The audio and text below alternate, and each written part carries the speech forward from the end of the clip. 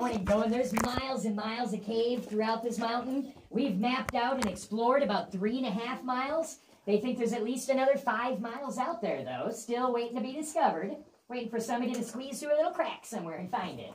This hole here is where the Wild Tour ends as well. Yeah, again, the Wild Tour is the people wearing all the cave gear. You get a helmet with the light and knee pads, elbow pads. Yeah, you crawl through the caves for 2 hours. And that's where it ends, is crawling out of that hole there. If you really like exploring caves, that's the Wild Tour. Highly recommended. Scary fun. Now I just need to reach over here real quick, if I can reach by you guys. Sorry. Thank you. All right. Now that we saw those newfangled old-fashioned light bulbs, good job getting excited about light bulbs. Now, though, let's go further back in time. So this right here, this is the original flashlight. Yeah, before they had actual flashlights, they had one of these things here. It's a candle in a can. 1 lumen power flashlight. And I'm going to turn off the light bulbs in here now so you guys can see what it was like before they had lights in the cave here. I just got to reach right over here. Ready? Yeah, now you see why people got really excited about light bulbs. Yeah, if you'd been walking around with just one of these and somebody turned on a light bulb, you'd think it was the greatest thing ever in a cave. It pretty much is.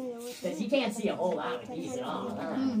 You'd have to get right up next to the wall to see any formations. You can see maybe 3 feet ahead of you. That's what leads to the real cave magic, something called phosphorescence. So phosphorescence, if I can squeeze through you guys here real quick, sorry. Phosphorescence, it lets you do this here. You can write on the cave walls. Yeah, right? I told you, cave magic, yeah. Or science, now that you know how it works. Yeah. Very first tour ever, a little girl yelled out, "Draw a butterfly!" There's my cave butterfly. Kind of. Been practicing that butterfly for a year here, so there's my cave butterfly. But yeah, that's called phosphorescence and fluorescence there.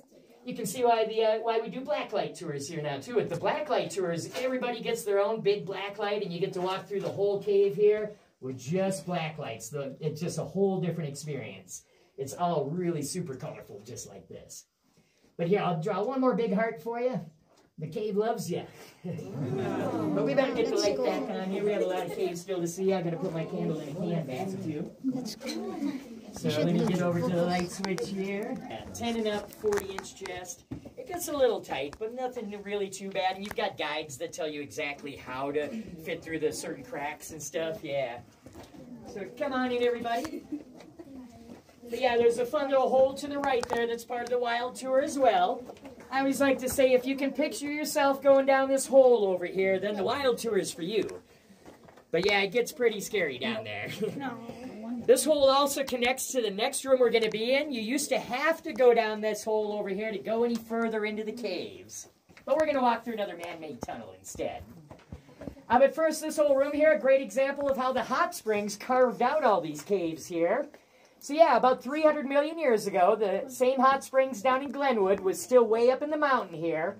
Back then, the hot springs had a whole bunch of sulfuric acid in it too, though. Not good swimming hot springs back then. But yeah, it's the sulfuric acid that carved out all these caves. As the water table slowly dropped over the years, it kept eating away at the mountain. So really, the whole mountain is just full of caves. That's why we have all these cave popcorns, too. You can imagine the acid bubbling away, leaving the little popcorns behind. But now as we're leaving this room, everybody watch out, grown-ups at least. There's a formation here called Headache Rock as you leave this room. Watch out for Headache Rock. Don't let it live up to its name. Yeah, don't bump into it. What if you will have a headache? And you have a rock on your head. Kaya nga, parang exciting. You're gonna have a boo-boo. Yeah, that's around. It's like exciting under the wild cave. Safety pa rin. Hindi niya kaya. Bakit? Dito pa lang hindi niya kaya, di lalo doon. Bakit bumalik siya? Ay, natakot siya dito, sumakay niya. Natatakot siya sa cave. Hindi niya kaya. Over here is where you come before we built the little man-made tunnel here, yeah. And guess what? He's gonna have a tiny little bubble called a rock. Yeah. No, there's something. Did you have a headache? So come on in, everybody. We're going to have to all squeeze in here. I've got to turn off the light behind us for the black lights who are coming behind us. So come on in, everybody. Keep on coming so we don't leave anybody in the dark there. So yeah, that's that other man-made tunnel you're coming through here now. you used to have to go down that last hole and come climbing up this rope over here by this hole. So back when they were planning out this loop that you're on, trying to figure out where to put this little connection tunnel. So everybody come on in a little further here. Once you're in here, if you look up on the ceiling behind you, you can see another hole up there. Whoa. That hole's too small for a grown-up to fit in, right? Our owner, Steve Beckley, came up here with his 12-year-old son, Shane. And a 12-year-old can fit in that hole there, no problem. Yeah, Steve sent 12-year-old Shane crawling around in that hole there. Shane was able to figure out where to put the connection tunnel we just walked through by climbing up there. So thanks to 12-year-old Shane, we don't have to climb down any tight holes or anything. So if you guys are ready, a little bit of an incline coming down here now.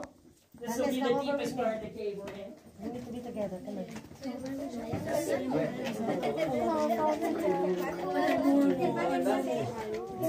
You're together? Yeah. Watch your head. Mommy, watch your head. We didn't know that we're going to go in this one. I thought it's going to be like the other one that's short. Well, there's a rail. You can hang on to the rail. Picture so Daddy can see what we. Knock, knock, see, turn your head. Knock, knock, turn your head so at least you can see Daddy. Don't fall.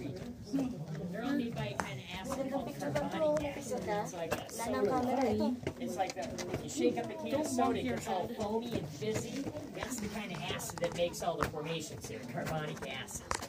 And these take 1,000 years.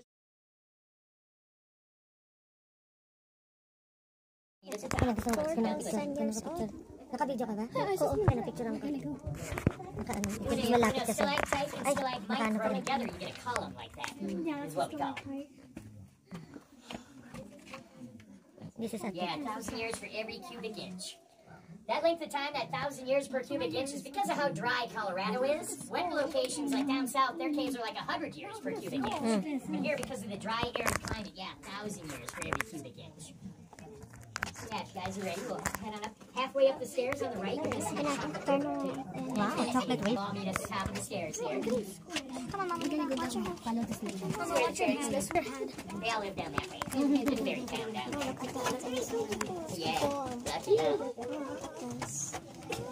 Look at that.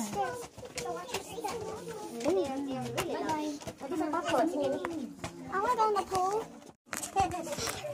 Some places call it cave cauliflower instead of popcorn, but we like popcorn. Maganda yan, tingnan mo, para mga popcorn. Oh, Mama, which one?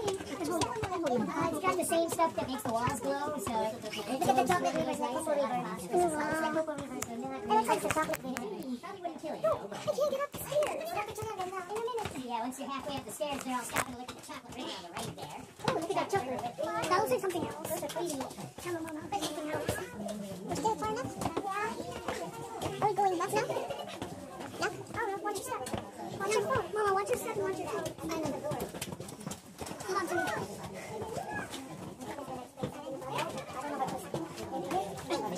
So we follow the people.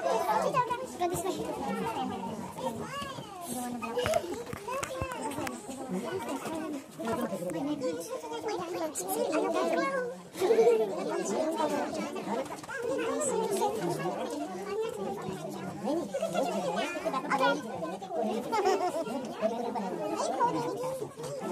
Bye, guys. Here, I'm pretty good at that. The chocolate river you just walked by, if you were to climb back behind it, that takes you to Jam Crack and Purgatory. That's the natural way down to Kings Row. It's about 30 feet below the chocolate river. It takes about 3 hours to get that 30 feet. That's why there's all those stairs on the Kings Row cave tour, so you don't have to go that way. Through Jam Crack, a little 8-inch crack. Purgatory's a 2-foot passage with cave popcorn on the top and bottom. Goes back and forth, yeah. So yeah, that's the only natural way down to the cave. We have just one room left to see. I'm going to have to turn off this backlight here. We should be okay, yeah. So right this way, sorry. The last room we're going to be in, it's called the bedroom. The bedroom. Cool. Look like a big room. You're going to sleep there? Can you see? Can you see? Yeah, I can see. I don't need a flashlight. Watch this. Oh, never mind, you don't. Yeah, so bring your own bed. Bring your own bed. Oh, wow. That is a column when they grow together like that other one. It looks like a big elephant's foot, though. But yeah, that's a big column where the stalactite and stalagmite grow together. We use it for educational classes and stuff. Kids come in here and learn about caves, yeah. It's actually from a different cave. It's from Hubbard Cave in Colorado. Yeah. It's like a leg. It looks like a leg, like a petrified elephant's foot. But yeah, it's a big column. It's a stalactite and stalagmite that have grown together there. Ooh, I know that. Out there? I don't know if they don't go connect it. I know. She went back. They get scared. Why? We just entered and they said, I can do it. Yeah, she said, oh, I'm dizzy. Yeah, Alright, so yeah, this is the bedroom. We called that because people have slept in here before. Especially back in 1998. That's when our volunteers put in all the stairs and the lights and everything. It was 5,000 hours of volunteer labor. So they'd come out on the weekends and work all day in the cave and then sleep in here overnight. That was too, but it is the same temperature in here year-round. 52 degrees, cool. just like this, yeah. So it's nice and cool in the summer and warm in the winter.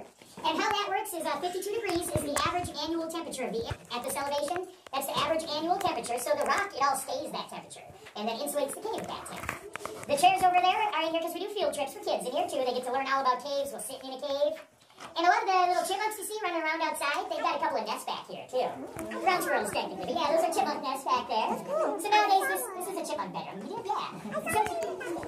Yeah, the time where the camera was when you came in, you'll see the original cave entrance back behind that as well.